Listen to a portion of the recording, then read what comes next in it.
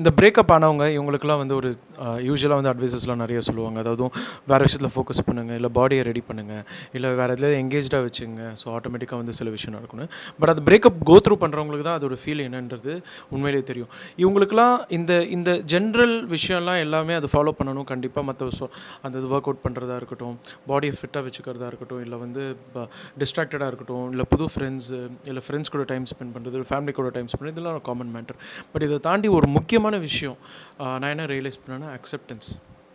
இதை அக்செப்ட் பண்ணிக்கணும். நீங்கள் நம்ம நினைப்போம் திருப்பி அவங்க வந்துட மாட்டாங்களா, இல்லை நம்ம ஏதாவது போய் பேசி திருப்பி அவங்க வந்துடுவாங்களா அப்படின்றது. பட் சில லவ் ஸ்டோரிஸ் முடிஞ்சது தான். அதுக்கு மேலே அவங்க வரவும் மாட்டாங்க.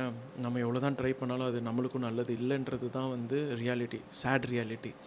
ஸோ ஏதாவது உண்மையிலே ஒருத்தவங்க ஏதோ ஒரு ரீசனுக்காக விட்டு போயிட்டாங்க, இல்லை நீங்கள் விட்டு வந்துட்டீங்க, இல்லை 2 பேரும் மியூச்சுவலாக பிரிஞ்சுட்டீங்க, எந்த ஒரு காரணமாக இருந்தாலும் யூஸ்வலாக வந்து பசங்க தான் வந்து ரீகவரியில் வந்து கொஞ்சம் கஷ்டம். ஏன்னா இனிஷியலாக வந்து அவங்க பிரேக்கப்புக்கு வந்து கோத்ரூ பண்ணிவிடுவாங்க. பட் அந்த ஃபியூ வீக்ஸ்க்கு அப்புறம் வந்து அவங்களுக்கு உண்மையிலே போட்டு தாக்கும். ஆனால் பொண்ணுங்களுக்கு வந்து ஜென்ரலாக பொண்ணுங்களை சுற்றி நிறைய பேர் எப்போவுமே இருந்துக்கிட்டே இருப்பாங்க. எதிர் அவங்க கேர்ள் ஃப்ரெண்ட்ஸ் இருப்பாங்க, இல்லை சுற்றி ஏதோ ஒரு விஷயம் நடந்துக்கிட்டே இருக்கும். இது மேஜாரிட்டி. நான் வந்து பொதுவாக பேசலை, பட் மேஜாரிட்டியான ஒரு இதில் தான் பேசுகிறேன். நான் யாரையும் காயப்படுத்தணுமோ, இல்லை யார் இந்த ஜெண்டரை பற்றி தப்பாக பேசணுமோ அப்படின்னு இல்லை. பொதுவாக கேர்ள்ஸுக்கு வந்து ஒரு சின்ன எப்போவுமே ஒரு சுற்றி ஆட்கள் எப்போவுமே இருந்துக்கிட்டே இருப்பாங்க. ஆனால் பசங்களுக்கு அந்த சுச்சுவேஷன் இல்லை. அதனால தான் பசங்களுக்கு வந்து ரீகவர் ஆகிறதுக்கு அவ்வளோ கஷ்டமாக இருக்கும். நிறைய பசங்களுக்கு, சில பசங்க வந்து சுற்றி எப்போவுமே ஃப்ரெண்ட்ஸ் அது இதெல்லாம் டிஸ்ட்ராக்ட் பண்ணுறவங்களும் இருக்கிறாங்க. பட் ஒரு average middle class young man whose with a lot of emotions அவங்களுக்கு கஷ்டம். ஸோ அவங்களுக்கு வந்து என்னென்னா அக்செப்டன்ஸ்.